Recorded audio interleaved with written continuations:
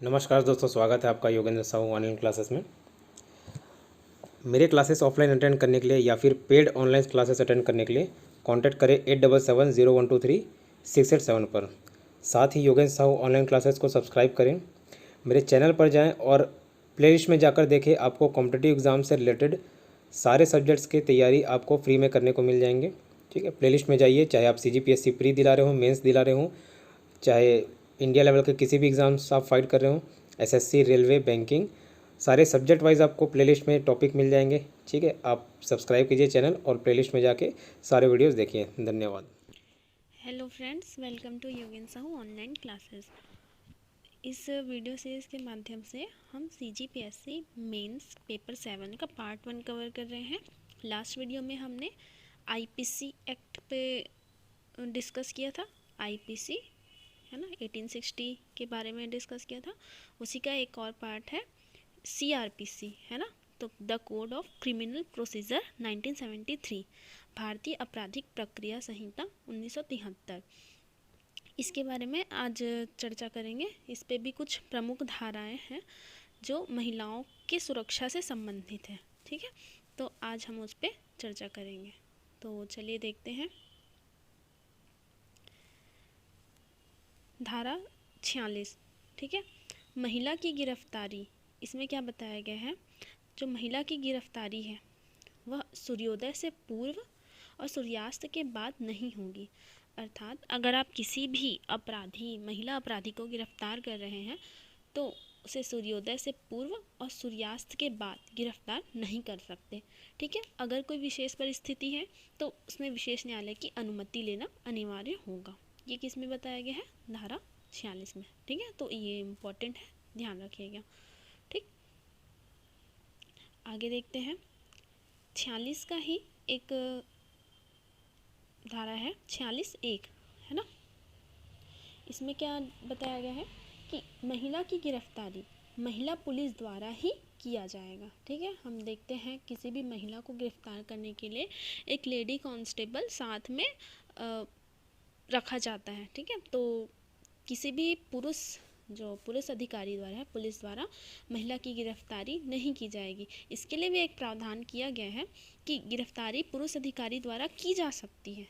ठीक है, कब की जा सकती है, जब किसी विशेष परिस्थिति में जब महिला ऐसे स्थान पर मौजूद है जहाँ अचानक से जैसे रेड पड़ गया है ना, या कुछ हो गया ऐसा, एक कुछ ऑल ऑफ सडन कुछ होता है, वहाँ अगर महिला पुलिस उपस्थित नहीं है तो ऐसे मामले में, ऐसे सिचुएशन में जो महिलाओं की गिरफ्तारी है पुरुष अधिकारी द्वारा भी की जा सकती है, परंतु गिरफ्तार करने के समय महिला के शरीर को छुआ नहीं जाएगा। ठीक है, तो गिरफ्तार करने वाली महिला, मतलब जो गिरफ्तार होने वाली महिला है, उसको ये अधिकार दिया गया है कि अगर पुरुष अधिकारी तुम्हें गिरफ्तार कर रहा है तो उसके शरीर को छुएगा नहीं। ठीक, तो ये 46 में है, महिला की गिरफ्तारी से संबंधित है। ठीक है, तो ये ध्यान में रखिएगा। ठीक, 46 गिरफ्तारी से संबंधित। नेक्स्ट है 47 धारा 47, महिला के कमरे की तलाशी उसके निकल जाने के बाद लिया जाएगा। ठीक है, जैसे अगर कोई केस हो गया जहाँ पे कुछ छानबीन करना हो, आवश्यकता हो, है ना, छानबीन करने की आवश्यकता हो, कुछ सबूत इकट्ठे करने की आवश्यकता हो, या कुछ ऐसे चीज़ हो जहाँ पे महिला के कमरे की तलाशी लेना आवश्यक हो जाए, तो उस महिला की कमरे की तलाशी उस स्थान से उसके हट जाने के बाद लिया जाएगा। ठीक है, ऐसा इसलिए किया जाता है ताकि महिला की जो निजता है पर कोई हमले की संभावना ना हो। अर्थात महिला अगर सामने होगी तो वो असहज महसूस होगी, है ना, असहज महसूस ना हो उसे, इसलिए यह प्रावधान किया गया है धारा 47 में। ठीक, तो ये हो गया। आप दो के पेयर में इसे भी याद रख सकते हैं। 46(1) वो तो गिरफ्तारी वाला है, आप समझ सकते हैं, और 47, ठीक है, उसके कमरे की तलाशी। ठीक, फिर धारा 51, गिरफ्तार की गई। अब देखो, पहले तो सूर्योदय से पूर्व सूर्यास्त के बाद गिरफ्तार नहीं किया जा सकता, ये सारे थे। ठीक है, महिला अधिकारी द्वारा महिला पुलिस द्वारा ही उसकी गिरफ्तारी होगी। अब 51 में ये बताया गया है, धारा 51 में, गिरफ्तार की गई महिला की तलाशी शिष्टतापूर्वक, है ना, शिष्टतापूर्वक किसी महिला पुलिस द्वारा ही किया जाएगा। ठीक है, महिला पुलिस द्वारा ही किया जाएगा। अर्थात अगर किसी महिला को गिरफ्तार करके ले आया गया है, ठीक है, थाने ले आया है या कहीं पे भी ले जाया गया है, तो उसकी तलाशी शिष्टतापूर्वक की जाएगी। ठीक है, उसके शरीर को हार्म नहीं पहुंचाया जाएगा और एक उसकी मर्यादा का ख्याल रखा जाएगा। ठीक, तो ये 51 में गिरफ्तार की गई महिला की तलाशी।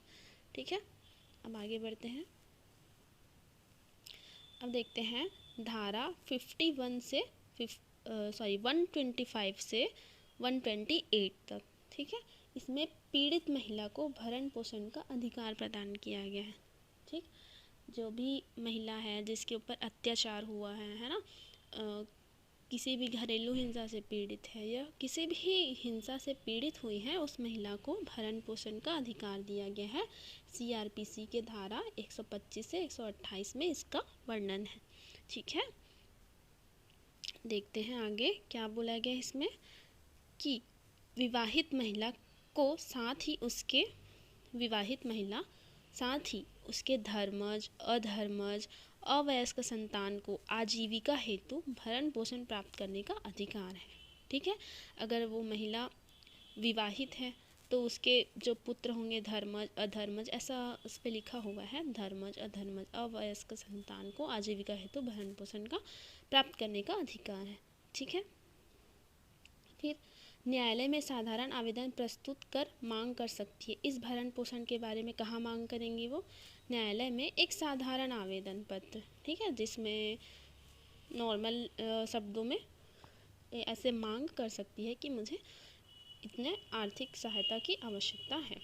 ठीक है, नेक्स्ट, भरण पोषण तय करते समय पति की आर्थिक स्थिति तथा पत्नी की रहन सहन के खर्चों को नज़र रखा जाएगा। अर्थात जब भरण पोषण की वह मांग करेगी तब उसके पति की आर्थिक स्थिति, अर्थात वह कितना उसकी सैलरी है ना, इनकम कितना होता है उसका, उसके बिहाफ पर उसका भरण पोषण तय किया जाएगा। ठीक है, और पत्नी के रहन सहन पर मंथली कितना खर्च हो सकता है उसे ध्यान में रखकर न्यायालय द्वारा यह फैसला दिया जाता है।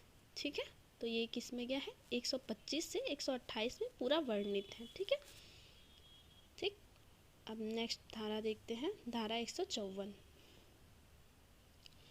इस धारा के तहत सूचना मात्र पर ही संज्ञेय अपराध की श्रेणी में रिपोर्ट दर्ज किया जाएगा। अर्थात जैसे किसी महिला पर अत्याचार हो रहा है ना, या कुछ हुआ है या होने की संभावना, ठीक है, हिंसा होने की संभावना है, तो धारा 154 के तहत सूचना मात्र पर ही, ठीक है, संज्ञेय अपराध की श्रेणी में रिपोर्ट दर्ज किया जाएगा। यह धारा 154 में कहा गया है। ठीक है, अब आगे देखते हैं धारा 160। यदि किसी मामले में महिला साक्षी है तब उसका कथन उसके निवास स्थान पर लिया जाएगा। कहने का क्या मतलब है, जब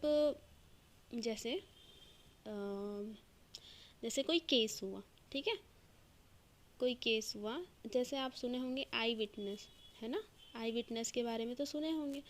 तो अगर ऐसे ही किसी भी केस में महिला साक्षी है ना, साक्षी मतलब वही विटनेस है या उसकी गवाही लेनी है, इस संबंध में उसकी गवाही लेनी है, और किसी प्रथाओं, है ना, प्रथाओं या रूढ़ियों जो भी है अपने धर्म के चलते वह सामने नहीं आना चाहती है ना, परंतु वह साक्षी है, तो उसका कथन जो है उसके निवास स्थान पर लिया जाने का प्रावधान किया गया है। ठीक है, इससे महिलाओं को ये सुरक्षा अधिकार प्रदान किए गए हैं कि आपको आना नहीं पड़ेगा, कि कथन आपके निवास स्थान पर ली जाएगी। ठीक है, देखते हैं नेक्स्ट 164।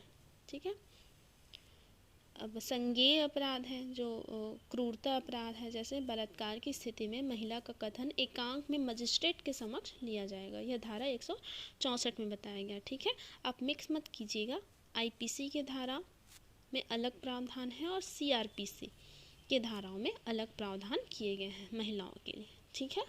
तो ये देखिए 164 में बलात्कार की स्थिति में महिला का कथन एकांत मजिस्ट्रेट के समक्ष लिया जाएगा। ठीक है। वैसा ही 164A है कि पीड़ित महिला की मेडिकल जांच करने से पूर्व डॉक्टर को पीड़िता की सहमति लेना आवश्यक है। ठीक है।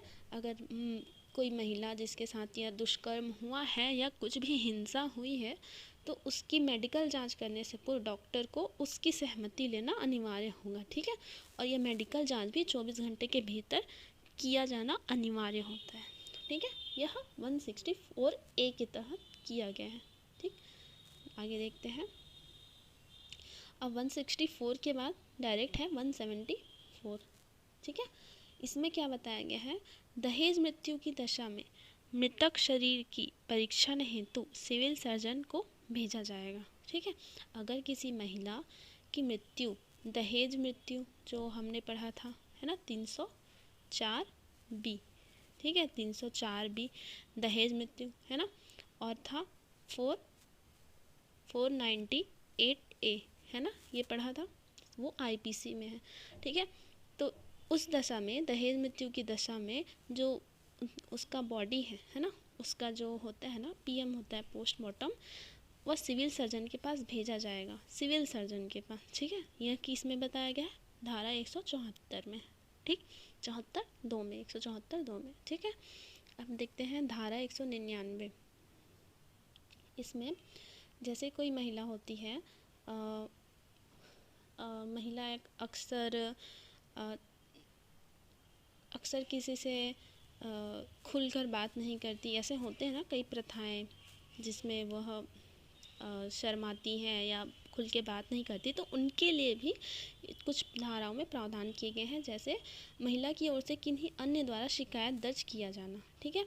यदि महिला किसी परंपरा के चलते है ना, किसी अपने घर के परंपरा धर्म, सभी धर्म में अलग अलग महिलाओं को छूट दी होती हैं। ठीक है। और भी कुछ होते हैं। ठीक, तो उसके चलते न्यायालय या पुलिस के समक्ष पेश नहीं होती है। ठीक है। अपनी पहचान उजागर नहीं करना चाहती है तो उनकी ओर से अन्य द्वारा शिकायत दर्ज किया जा सकता है। ठीक है। तो ये होता है, ये धारा 199 में दिया गया है। ठीक है।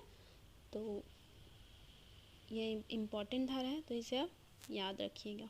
ठीक है। अब देखते हैं धारा 416। ठीक है। यह लास्ट 2018 के मेंस में पूछा गया था। ठीक है। और भी धाराएं हैं जो ऊपर जो मैंने बताया वो पूछे जा चुके हैं, ये पूछा जा चुके हैं। जैसे इसमें क्या लिखा है, धारा 416, यदि मृत्युदंड प्राप्त महिला गर्भवती है, ठीक है, तो उच्च न्यायालय उसकी सज़ा को स्थगित कर सकता है।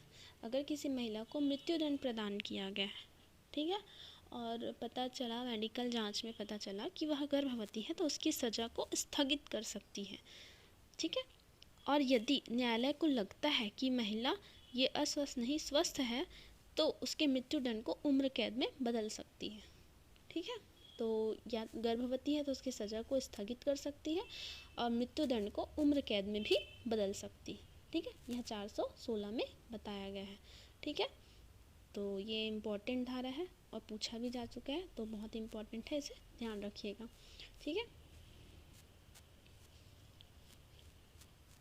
यह पीछे धारा 26 यह पीछे छूट गया था, इसे आप देखिए। धारा 26A, ठीक है, IPC की धारा 376, जो IPC की धारा अपन पढ़े थे 376 में क्या है, बलात्कार से संबंधित मामलों का बताया गया है ना।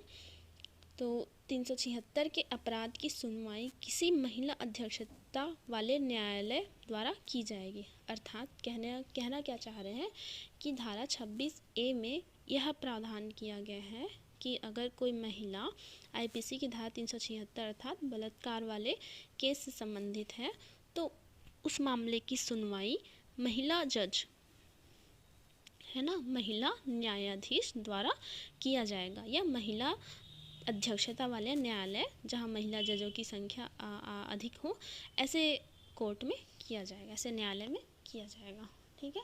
तो ये कुछ इम्पॉर्टेंट धाराएं हैं CRPC की, एक बार फिर से देख लेते हैं। ठीक। धारा 46 में सूर्योदय से पूर्व गिरफ्तारी के संबंध में बताया गया, धारा 46 और 46(1) में, ठीक है। फिर 47 में महिला के कमरे की तलाशी के संबंध में बताया गया है, ठीक। धारा 51 में गिरफ्तार की गई महिला की तलाशी, ठीक है, इसके द्वारा किया जाएगा। धारा 125 से 128 में भरण पोषण से संबंधित बताया गया है, ठीक है। पीड़ित महिला को किस प्रकार क्षतिपूर्ति या मुआवजा प्राप्त होगा, ठीक। धारा 154 में अपराध किस प्रकार का है, ठीक है, ये बताया गया है। धारा 160 में महिलाओं को साक्षी है तो उसका कथन उसके निवास स्थान पर लिया जाएगा, ठीक। धारा 164 में महिला का कथन मजिस्ट्रेट के समय एकांक में लिया जाएगा, है ना। महिला का कथन मजिस्ट्रेट के समय समक्ष एकांक में लिया जाएगा, ठीक है। उसी प्रकार 164 में मेडिकल जांच से संबंधित है, ठीक है। फिर 174 दहेज मृत्यु की दशा में जो पोस्टमार्टम होगा वो सिविल सर्जन को भेजा जाएगा, इसके संबंध में प्रावधान है। 199 महिला की ओर से किसी अन्य द्वारा शिकायत दर्ज किया जा सकता है, ठीक है। फिर 416 यदि गर्भवती है, मृत्यु प्राप्त महिला, मृत्युदंड प्राप्त महिला गर्भवती है तो उसकी सज़ा को कम किया जा सकता है, स्थगित किया जा सकता है या उम्र कैद में बदला जा सकता है, ठीक है, ये है। और 26A में जो उसकी सुनवाई होगी धारा 376 के तहत वो महिला न्यायाधीश द्वारा किया जाएगा, ठीक है। तो ये सारे प्रावधान किए गए हैं और इसी से एक संबंधित एक टॉपिक है, उसे आप देख लीजिए। इसी से रिलेटेड है कि 0 FIR, ठीक है, इसके बारे में आपने सुना भी होगा। 0 FIR आखिर होता क्या है, ठीक है। तो देखिए, जो वर्मा कमेटी जो केंद्रीय सरकार द्वारा गठित किया गया था, वर्मा कमेटी, उसकी रिपोर्ट के आधार पर केंद्र सरकार ने 0 FIR का प्रावधान किया है। अब यह है क्या, तो 0 FIR के तहत घटना, किसी भी घटना की, जैसे देखिए यह मध्य प्रदेश है, यह छत्तीसगढ़ है, ठीक है, मैं स्टेट की नहीं बताती, ज़िले की बताती हूँ। यह रायपुर या दुर्ग है, ठीक है। तो अब देखिए कोई घटना रायपुर में घटित होती है और किसी कारणवश आप रायपुर में उपस्थित नहीं हैं, ठीक है, आप दुर्ग पे हैं, ठीक है। अब आप यहाँ दुर्ग में अपने रिपोर्ट दर्ज करा रहे हैं और घटना कहाँ घटित हुई है, रायपुर में। तो आप उस घटना की ऐसा पहले होता था कि जिस स्थान पर वह घटना घटित हुई है आप वहाँ ही रिपोर्ट करना होता था, परंतु आप ये 0 FIR के तहत आप जिस स्थान पर भी रायपुर के अतिरिक्त किसी भी स्थान पर हो तो उस घटना की आप FIR दर्ज करा सकते हैं, ठीक है। इसे 0 FIR कहते हैं, ठीक है। इसमें क्या लिखा है कि इसके तहत किसी भी घटना की रिपोर्ट किसी भी थाने में बिना क्राइम नंबर के दर्ज हो सकेगा, ठीक है। क्राइम नंबर होता है, वो जब FIR दर्ज कराते हैं तब क्राइम नंबर होता है, ठीक है। तो बिना क्राइम नंबर के दर्ज हो सकता है, बाद में संबंधित थाने को विवेचना के लिए भेज दिया जाएगा। जो बाद में जो यह केस है वो संबंधित थाने को ट्रांसफ़र कर दिया जाएगा, ठीक है। तो ये 0 FIR है, तो ये भी इम्पोर्टेंट है, इसे ध्यान में रखिएगा, ठीक है। तो ये आप आशा करती हूँ आपको समझ में आया होगा। अगर वीडियो अच्छा लगे तो लाइक कमेंट ज़रूर करिएगा। Okay, thank you.